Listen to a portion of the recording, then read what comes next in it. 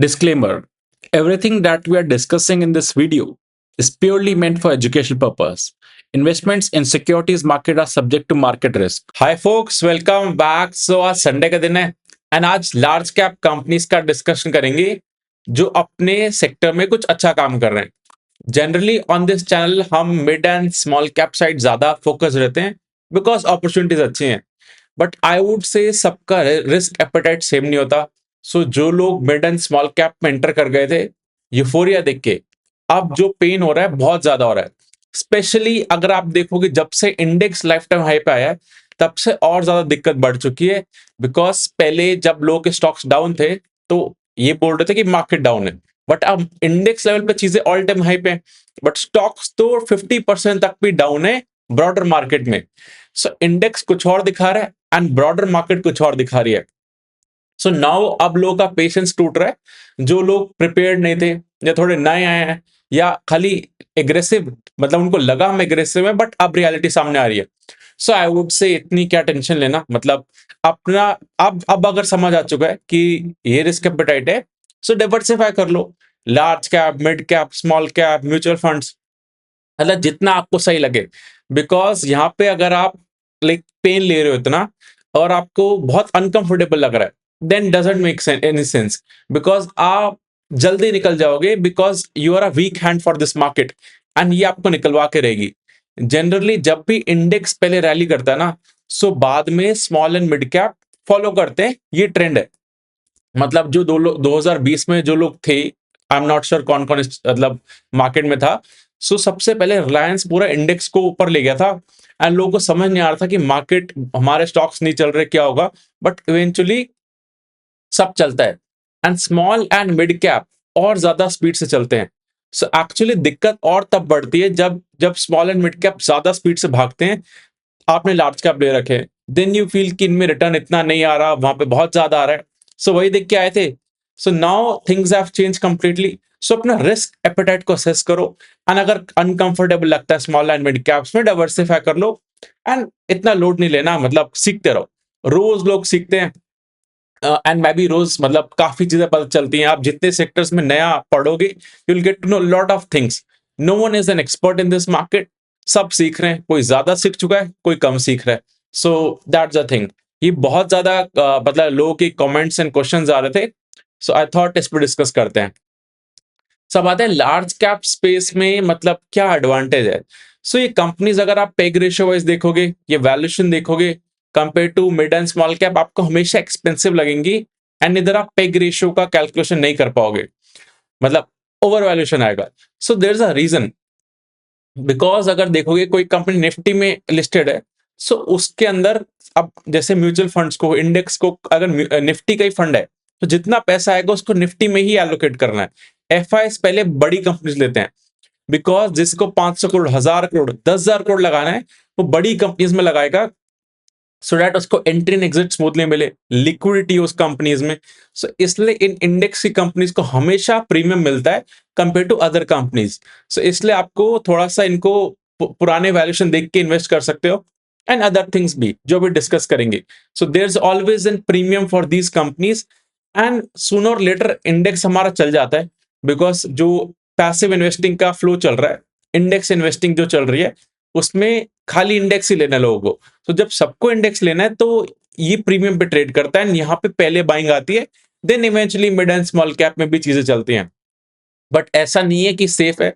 रिलैक्सो आज भी डाउन है, उसमें बहुत एक्सीडेंट हुआ था. एशियन पेंट किसी टाइम पे मार्केट का फेवरेट था, अब थोड़ा रिकवर करा है बट बहुत पिटाई हो रखी है. So Varun beverages fifth like 30-40% down है. सो एक्सीडेंट्स लार्ज कैप में भी होते हैं. It's not something risk proof, but हाँ थोड़ी लिक्विडिटी ज्यादा रहती है एंड इंडेक्स में अगर स्टॉक्स हैं आपके तो इंडेक्स के साथ प्रेफरेबली मूव करते हैं. लाइक इंडियन होटल्स आज भी डाउन है despite index all time high पे. So it's not a rule, it's a still I would say diversify कर लोगे तो आपका रिस्क कम हो जाता है. बट जिसको पूरा मार्केट का ग्रिप है वो अपने हिसाब से चले and we mostly track mid and small caps. And जो लाइव वर्कशॉप एक थी जो हमने सितंबर में करी थी, उसका सेकेंड पार्ट इस कमिंग संडे को होगा 1 PM पे. उसमें हमने लास्ट वर्कशॉप में क्या डिस्कस करा था, 5 सेक्टर्स डिस्कस करे थे जो 2-3 साल के पॉइंट ऑफ व्यू से अच्छा कर रहे हैं। अब इधर रिमेनिंग 5 प्लस लास्ट वाले 5 का अपडेट भी डिस्कस करेंगे। सो टोटल 10 सेक्टर्स का डिस्कशन होगा। उसमें you can ask questions and answer to me, live होगा वो सब। उसका link is in the description, you can check it out. Start करते हैं। So as you can see on the screen, सबसे पहले कॉन्सेप्ट का डिस्कशन करते हैं before going to the companies. So price to earning, rerating, derating जो मैं बात करता हूं तो काफी लोग नए ऐड हुए हैं। सो होता क्या एक्चुअली, उस पर पहले आते हैं। सो लेट्स से एक कंपनी का मार्केट कैप इज 1000 करोड़, उसका प्रॉफिट है एक 100 crore. So price to earning ratio क्या होता है, लाइक जो आपका मार्केट कैप है डिवाइडेड पैट, सो 10 का पी। दैट मीन्स 1 रुपए की कंपनी कमाती है, मार्केट उसको 10 रुपए का वैल्यूएशन देती है। सिमिलरली अगर एक कंपनी 100 रुपए कमाएगी तो मार्केट इसको 1000 का वैल्यूएशन देगी। सिंपल।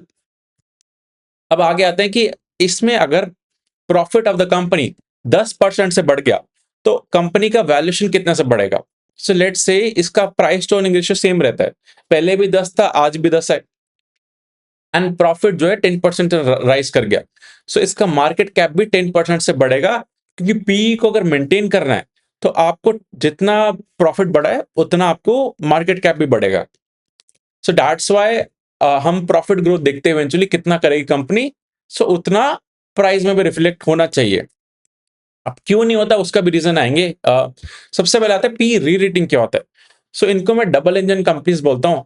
सो अगर आप देखोगे लेट से आपका प्रॉफिट जो है 10% से बढ़ा, लेकिन अब आपको मार्केट जो है 10 की जगह 11 का पी दे रही है। दैट इज 10% से आपका पीई बढ़ गया एंड 10% से आपका प्रॉफिट बढ़ गया। सो टोटल आपका जो मार्केट कैप है 121% से बढ़ेगा। इसका मैथ्स भी समझाता हूं।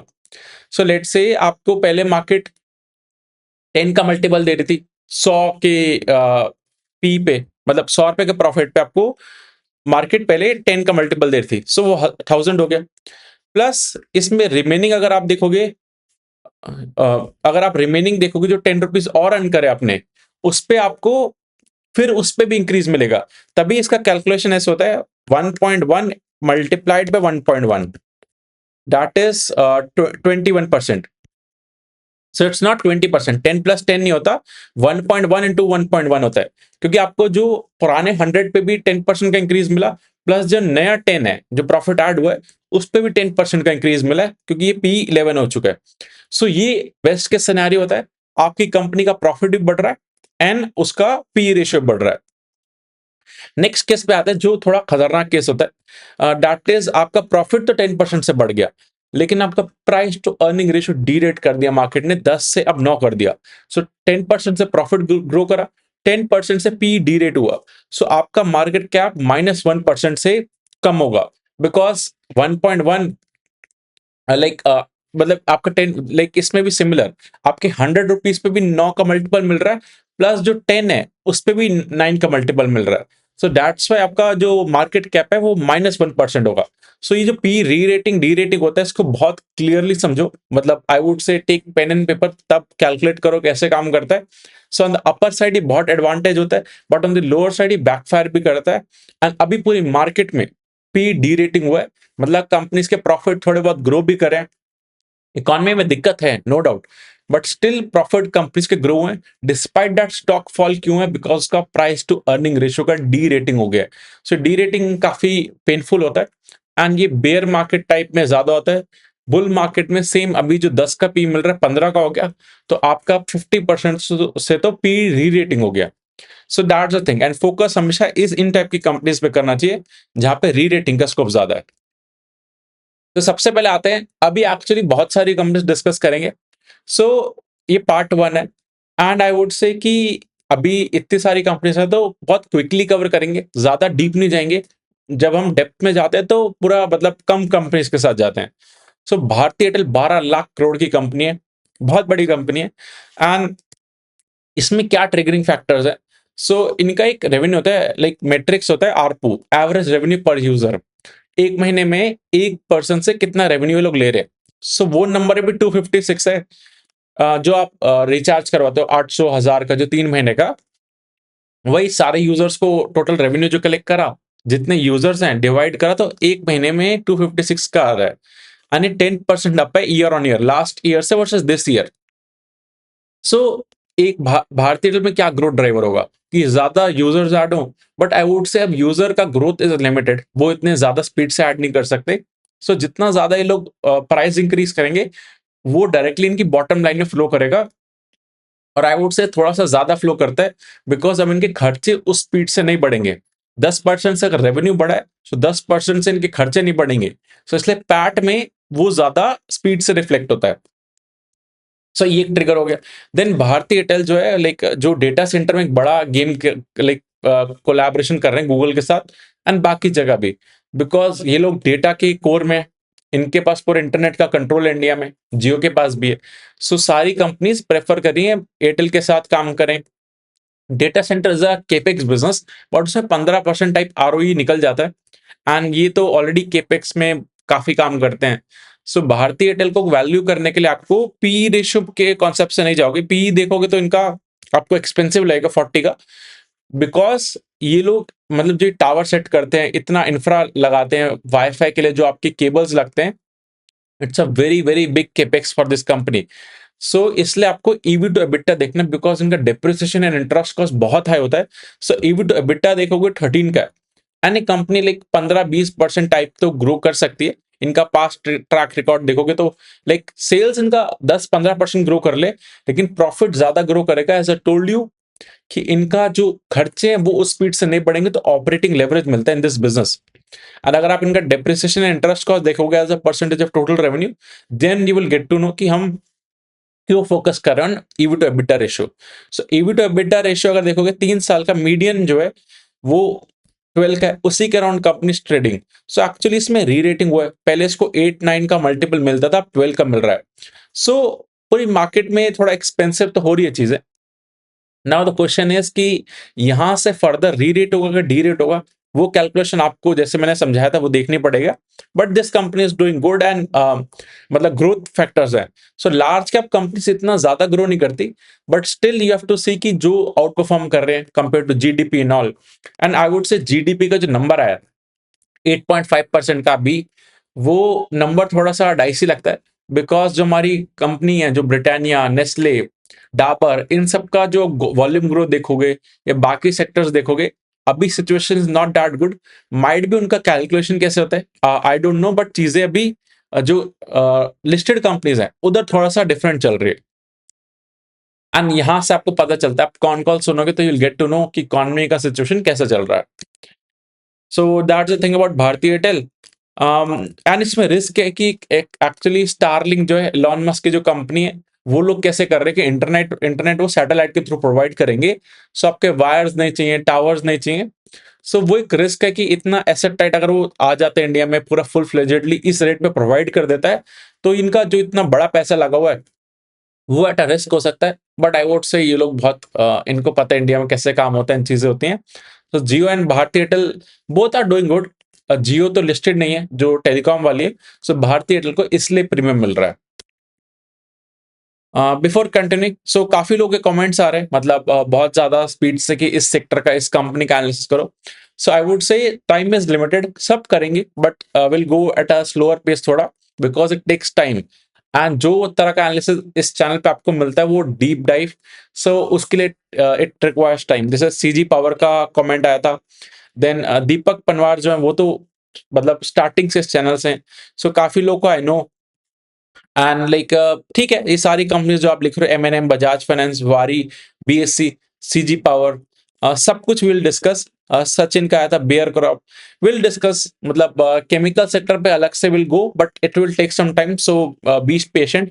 एंड जो डायरेक्टली कंपनीज का एनालिसिस का मतलब ऐसा कि कॉल पुट ले रखा है, उस पे I can't comment, because future option I don't prefer.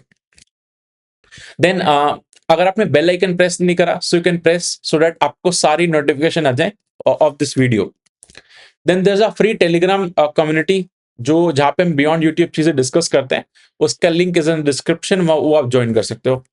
Then there is a paid Telegram group जिसका नेम है mentorship program.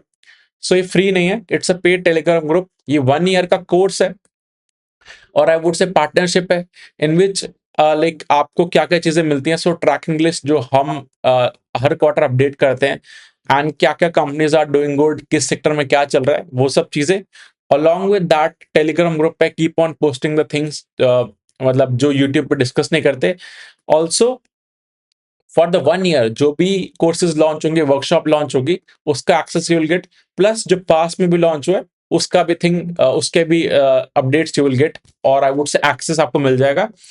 So all this comes for 1 year. इसका link is in description. It's not just a course, it's something, आपको पूरा hand holding, you get also access कि आप मेरे से question पूछो on Telegram and WhatsApp and I will answer them.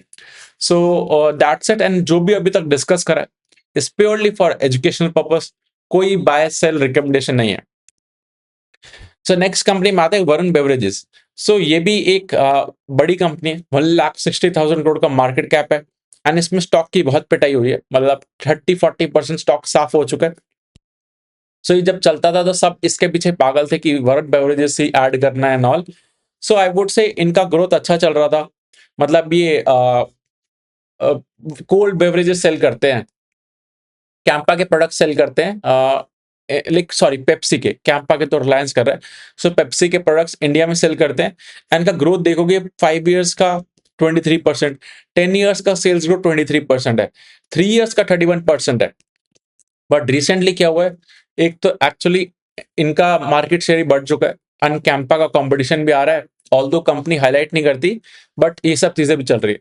On top of it क्या हुआ है कि अभी जो समर सीजन था बहुत पुअर गया।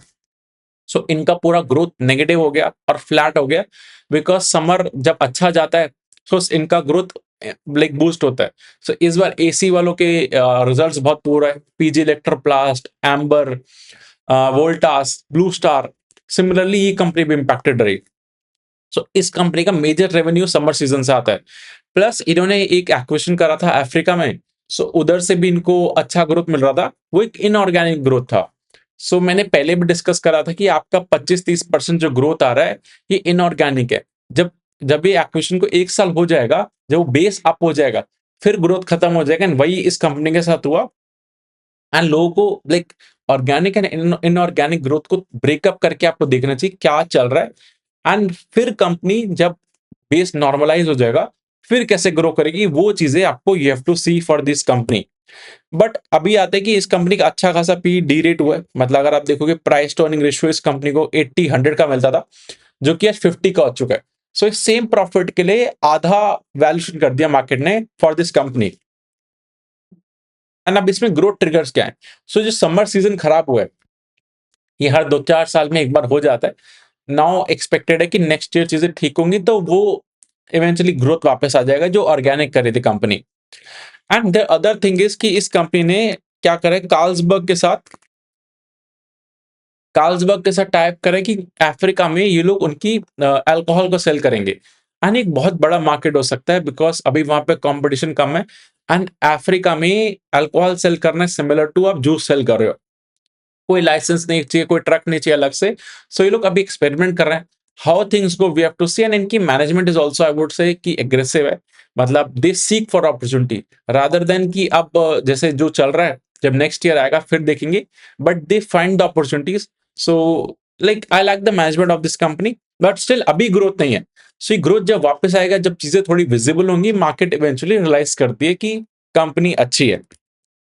सो दैट्स द थिंग। एंड ये अगर आप पेग रेशियो वाइज कैलकुलेट करोगे इनका वैल्यूएशन तो भी महंगा लगेगा, बिकॉज ये लार्ज कैप कंपनीज हैं, इंडेक्स में आती हैं, मतलब नेक्स्ट 50 या निफ्टी 50 में। सो इनको थोड़ा प्रीमियम मिलता है इस चीज का। Next company is Adani port. So Adani group को आई रेयरली डिस्कस, बट एक दो बार जब भी करा है आई ऑलवेज सेड कि Adani port is the only company पूरे ग्रुप में जो थोड़ी सही लगती है, क्योंकि ये कभी भी एग्जॉर्बेंट वैल्यूएशन में भी ट्रेड नहीं करा, एंड ये कंसिस्टेंटली परफॉर्म कर रही है इन नंबर्स ऑल्सो। सो अगर आप इसका लाइक बिजनेस समझाता पहले, सो इंडिया में जो पोर्ट्स हैं वो गवर्नमेंट प्राइवेटाइज कर रही है, एंड इन बाकी गवर्नमेंट जो है मतलब इंटरनेशनली भी लोग काम करते हैं बाकी इंटरनेशनल पोर्ट्स पे भी। सो पोर्ट एक ऐसा बिजनेस है, सो इसको थोड़ा समझाते हैं। सो लाइक अगर आप देखोगे मैं B2G गवर्नमेंट को थोड़ा केयरफुली देखता हूँ, बिजनेस को जो गवर्नमेंट के साथ होता है, लाइक ओसवाल पंप का, शक्ति पंप का, डिफेंस का, बिकॉज जब अगर गवर्नमेंट चेंज होती है तो ये ऑर्डर्स पे इम्पैक्ट आ जाता है। But in case of ports का बिजनेस ऐसा है कि गवर्नमेंट चेंज हो भी जाए बट स्टिल ये बिजनेस रहेगा, because ports is a very very necessary business.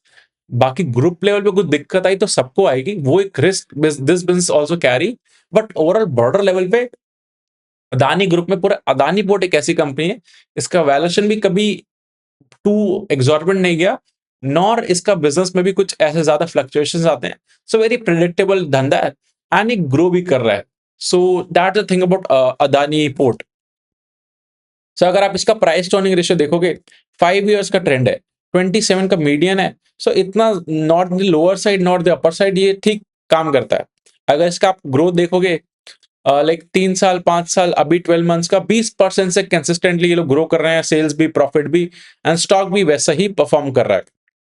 इसमें हिंडनबर्ग का इम्पैक्ट आया एंड ऑल। सो अभी स्टॉक का पी देखोगे 27 का है। सो फॉरवर्ड करोगे तो 1 के पेग रेशियो पे around this company is trading, and ठीक है। बट इसमें अगर देखोगे डीआई का नेम में देखोगे तो बहुत कम आते हैं, बिकॉज अदानी का जो इम्पैक्ट है। तो इसमें L I C impact like invest करती है, बाकी इंडेक्स फंड करते हैं। सो बियॉन्ड दैट कोई डीआई का नेम नहीं आता। इन्वेस्टेड होंगे बट इतने बड़ी क्वांटिटी में नहीं। सो वो एक नेगेटिव है, मतलब कंपनी अच्छा करती है बट अदानी के इम्पैक्ट की वजह से बाकी इन्वेस्टर्स नहीं आते। सो वो एक रिस्क है, जब भी कुछ ब्लंडर होगा तो इस पे भी इम्पैक्ट आएगा, मतलब ग्रुप लेवल पे जब कोई दिक्कत आती है। सो एक कंपनी वही गाइड करती है, लाइक 15-20% टाइप ग्रोथ ये लोग करते हैं, लाइक गाइड भी कर रहे हैं, डिलीवर भी कर रहे हैं उसी होराइजन से। Then next is Bajaj finance. So 6.5 lakh crore का मार्केट कैप है, एंड ये मतलब इसने एक लेंडिंग में अपना अलग नेम कमाया है। मतलब अनसिक्योर्ड लेंडिंग में इतना अच्छे से ग्रो करना, एनपीए को कंट्रोल रख के ग्रो करना, तभी बजाज फाइनेंस को प्रीमियम मिलता है। सो एनबीएफसी यू नो की प्राइस टू बुक से वैल्यू होता है, मतलब 1 रुपए की बुक वैल्यू पे कितना प्राइस दे रहे हैं। सो अगर आप देखो इनको भी 6 का मिलता है मल्टीपल। सो हमेशा मतलब Bajaj finance is always traded to premium. So बाकी एनबीएफसी 3 4 2 3 पे ट्रेड कर रहे होते हैं, और कोई 5 पे भी होता है, बट ये हमेशा 8 9 पे भी गया है, क्योंकि ये अभी के एनवायरमेंट में भी 20 से 25% ग्रो कर पा रहा है। ऑल्दो इसमें अभी जो थोड़ी पिटाई हुई है, उसका रीजन है कि ये लोग पहले 24 से 25% ग्रोथ गाइड करते थे, इन्होंने 22 से 23 कर दिया। सो थोड़ा सा रिस्क लगा मैनेजमेंट को, अनसर्टेनिटी दिखी तो कम कर दिया। एंड जब भी कुछ चीजों पे कट डाउन होता है, मार्केट को अच्छा नहीं लगता। Otherwise in the large cap space इसमें री रेटिंग का स्कोप नहीं, मतलब 6 के price to book is already expensive, and ये कंपनी हमेशा एक्सपेंसिव ट्रेड करती है। सो जितना इनका प्रॉफिटेबिलिटी ग्रो करेगा, मतलब बुक वैल्यू ग्रो करेगा, उतना ये लोग ग्रो कर पाएंगे। री रेटिंग का स्कोप नहीं है, बट डी रेटिंग नहीं होना चाहिए कुछ अगर इशू है। जो री रेटिंग एंड डी रेटिंग अब आपको क्लियर होगा जो मैंने समझाया। सो जितना अगर कंपनी का 6 का price to like book value रहता है, प्राइस टू बुक रहता है, एंड अगर बुक वैल्यू 30-20% से ग्रो कर रही है, मतलब जितना 20% से ग्रो कर रही है, सो सिमिलरली स्टॉक में भी वो चीजें रिफ्लेक्ट होंगी। नेक्स्ट कंपनी में आते हैं इंडियन होटल्स। सो अभी मार्केट ऑल टाइम हाई पे, बट इस कंपनी की पिटाई हो रखी है। 1 लाख करोड़ का मार्केट कैप है, एंड अगर इसका पी रेशियो देखोगे, लाइक इनमें भी ईवी टू एबिटा होता है, बिकॉज होटल हॉस्पिटल्स ये केपेक्स हैवी बिजनेस है। सो इनमें ईवी टू एबिटा चलता है। सो कभी like EV to EBITDA 50 times पे भी चलती थी, इंडियन होटल अभी 33। सो सिग्निफिकेंट डी रेट हुआ इसमें भी। एंड इंडियन होटल्स का जो मेजर कैटलिस्ट क्या है कि अभी इनका 8,000 करोड़ का रेवेन्यू है, FY 30 तक मैनेजमेंट का टारगेट है इसको 15,000 करोड़, रफली डबल। सो डबल करेंगे तो 15% CAGR से इनका लाइक सेल्स ग्रो कर रहा है। अगर थोड़ा सा लाइक मार्जिन एक्सपेंशन हुआ तो 20% से पैट ग्रो कर सकता है। सो इवेंचुअली कंपनी में वो रिफ्लेक्ट होगा। सो इसमें भी आई वुड से कि एक्सपेंसिव तो है ही, मतलब सारी लार्ज कैप कंपनीज थोड़ा एक्सपेंसिव ट्रेड करती हैं। सो इसमें भी जितना कंपनी पैट ग्रो कर पाएगी, ईवी टू एबिटा ग्रो कर पाएगी, उतना आपको रिफ्लेक्ट होगा चीजों में, अनलेस फर्दर डी रेटिंग ना हो। सो प्रीमियम कमांड करती है, ताज ग्रुप इनका है। सो बहुत लग्जरी स्पेस में काम कर रहे हैं लोग। Similar there is one more company ITC hotel. So वो भी लाइक प्रीमियम प्ले है, लार्ज कैप कंपनी है, एंड उसके नंबर्स भी इसी रेंज में 12-15% टाइप की नंबर्स आते हैं। एंड दोनों सिमिलर ट्रैक पे, आई वोंट से गुड और बैड, दोनों सही काम कर रहे हैं। Then other company in the hospital space. So hospital space को तो हम क्लोजली ट्रैक कर रहे हैं, we keep on discussing. There is a company name Max healthcare. So 1 lakh crore का मार्केट कैप है। ये कंपनी हमेशा प्रीमियम पे ट्रेड करती है। द रीजन, सो अगर आप देखोगे इनका आर पॉप लाइक एक दिन में एक बेड से ये लोग कितना कमाते हैं, 78,000 रुपीज से। पूरे जितने हॉस्पिटल्स है ना बाकी, सबसे ज्यादा प्रीमियम है एंड इनकी ऑक्यूपेंसी भी ज्यादा रहती है। सो अगर आप देखोगे like in case of Fortis healthcare 70,000 का ARPOB, in case of Narayana Hrudayalaya 50,000, Apollo hospital 62,000, नहीं यथार्थ को तो 30,000 समथिंग है। सो इतना महंगा चार्ज करने के बाद भी ये लोग 25-30% से ग्रो कर पा रहे हैं, ऑक्यूपेंसी अच्छी है एंड दिल्ली एनसीआर में it's a very big brand. So that's why ये सस्ता तो ट्रेड नहीं करता पूरे हॉस्पिटल स्पेस में। इसको ईवी टू एबिटा सबसे ज्यादा मिलता है एंड इसका रे रेटिंग हुआ है। लाइक ये पहले 34-35 पे था, आज ये 50 पे है। ऑल्दो इसका भी कुछ टाइम पहले 60 भी था। So it's not a cheap company at all, very expensive trade कर रही है, बट हमेशा एक्सपेंसिव ट्रेड करती है because at this base also. So अगर आप इसका देखोगे लाइक लास्ट 5 years का सेल्स का ग्रोथ 46%, 12 months का 32%। सो एट दिस बेस, इतने बड़े बेस पे वेरी रेयर कंपनी है जो 30% से ग्रो कर पा रही है। So it's not a cheap company, लेकिन अगर ये लोग 30% से ही अपना पैड ग्रो कर पाए एंड इनका EBITDA सेम रहा, सो मार्केट इनको उसी स्पीड से चला सकती है, अनलेस अगर इनमें फर्दर डाउनग्रेडिंग होता है। सो वो रहे सब लार्ज कैप कंपनीज में। देन अपोलो एंटरप्राइज, ये भी हॉस्पिटल में एक लार्ज कैप कंपनी है एंड ये भी अच्छा ग्रो कर रहे हैं। इनमें एक्चुअली ट्रिगर इज कि इनके पूरे बिजनेस में लाइक डीमर्जर्स हो रहे हैं, सो अलग एंटिटीज बना रहे हैं। इस पे मैंने डेडिकेटेड वीडियो बनाया हुआ है, so you can check it out, मतलब search on YouTube Apollo hospital Abhishek Gulati, so आपको मिल जाएगा। सो एक अलग गेम चल रहा है इसमें, but this company is like fine valued, मतलब इतना ज्यादा एक्सपेंसिव भी नहीं है। ईवी पे टेस्ट 31, आनी कंपनी लाइक मैक्स की तरह तो ग्रो नहीं करती, बट ये 14-15% कंसिस्टेंटली ये लोग ग्रो कर पा रहे हैं। बट इसमें अभी मेजर जो कैटलिस्ट आ रखा है इज ऑफ द जो डीमर्जर का गेम चल रहा है इसमें। देन नेक्स्ट है State Bank of India. Like अभी हमारे बैंक्स एंड एनबीएफसी स्ट्रगल कर रहे हैं। स्टेट बैंक में जो पीएसयू बैंक्स ने काफी अच्छा रिटर्न दिए अभी कुछ टाइम में, 10 लाख करोड़ का मार्केट कैप है एंड ये लोग 12-13% से ही लोन बुक ग्रो कर पाएंगे, और 15 उससे ज्यादा तो ये स्टेट बैंक गाइड भी नहीं करता। बट आई वुड से इनके अंदर ग्रोथ का कैटलिस्ट क्या है कि इनके जो पुराने एनपीएस थे वो वापस आए हैं, राइट बैक हुआ है, तो इसलिए इनका लाइक बुक वैल्यू बहुत तेज बढ़ी है एंड वो री रेटिंग का प्ले हुआ है। सो इनमें कैसे वैल्यूएशन होता है प्राइस टू बुक का। सो अभी जो प्राइस टू बुक है ऑफ स्टेट बैंक इज 1.6, ये जनरली 1 के आसपास ज्यादा ट्रेड करता है। और आई वुड से 5 years का median price to book value देखोगे तो 1.4 है। सो पूरा फुली वैल्यूड है, मतलब जो इनके हिस्टोरिक पी वैल्यूएशन है। सो अगर इधर ही ट्रेड करता है इन कंपनी का बुक वैल्यू 12-15% से ग्रो करता है तो उतना कंपनी ग्रो करेगी, बट यहाँ से री रेटिंग का स्कोप अब कम है। सो अच्छी, मतलब इन द पीएसयू स्पेस ये तो टॉप नॉच बैंक है State Bank of India. Then there is a Titan. So jewellery sector को तो हम बहुत ज्यादा क्लोजली ट्रैक करते हैं, मतलब एंड लार्ज कैप स्पेस में टाइटन इज अ कंपनी जो 20% से ग्रो कर पा रही है इतने बड़े बेस के बाद भी। सो अगर आप सेनको देखोगे तो वो भी 20% से गाइड करते हैं। टाइटन उनसे मतलब मल्टी टाइम्स बिगर होने के बाद भी 20% एग्जैक्ट गाइड नहीं करते, but they are able to deliver. So अगर देखो टाइटन को वैल्यू करने का ओनली तरीका है कि ज्वेलरी बिजनेस को देखना है। सो ज्वेलरी 21% ग्रो करे एंड एक्चुअली प्रॉफिटेबिलिटी अभी इनकी ज्यादा ग्रो कर रही है because last year same quarter इनका कस्टम ड्यूटी कट की वजह से लॉसेस हुए थे। सो इसलिए पैड ग्रोथ बहुत ज्यादा है, बट स्टिल आई वुड से वो वन ऑफ है, तो आपको देखना है कि रेगुलर बेसिस पे क्या ग्रो कर पाएंगे। सो ये महंगी तो है। सो अगर इनका प्राइस टू अर्निंग मल्टीपल देखोगे 84 का, सो ऑलवेज एक्सपेंसिव ट्रेड करती है, बट इसको मार्केट देती है प्रीमियम। सो अगर आप मीडियन देखोगे 87 का।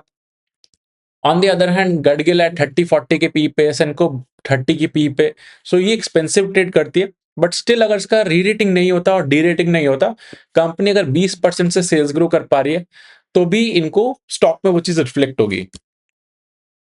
बट डी रेटिंग का नहीं होना चाहिए कुछ, that's a very big question. Then there is other company Bajaj housing finance.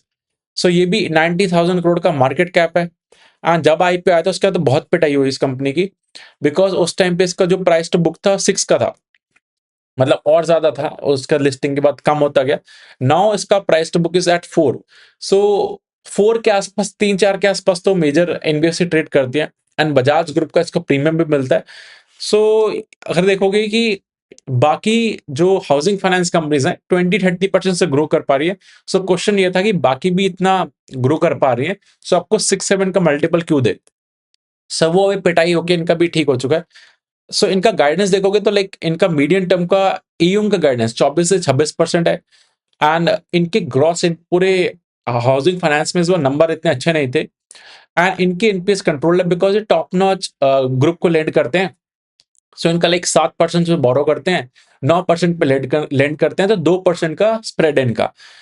So spread बहुत कम है, लाइक मार्जिन पे प्रेशर इनके भी आ रहा है बिकॉज जिस कोहोर्ट को लोग टारगेट कर रहे हैं उधर सब लोग टारगेट करना चाह रहे हैं बिकॉज वो लोग प्रीमियम कस्टमर्स है। बट इनका एसेट क्वालिटी भी इंप्रूव है। सो एसेट क्वालिटी अच्छा है, ग्रोथ का आउटलुक सही है। बस हमें देखना है कि इनके जो निम्स पे, नेट इंटरेस्ट मार्जिन पे प्रेशर नहीं आना चाहिए। बाकी ठीक है। एंड वैल्यूएशन अब ठीक हो चुका ऑफ दिस कंपनी, बट इसमें इन्वेस्टर्स बहुत सारे हैं, स्टक हो चुके हैं, आईपीओ से स्टक है।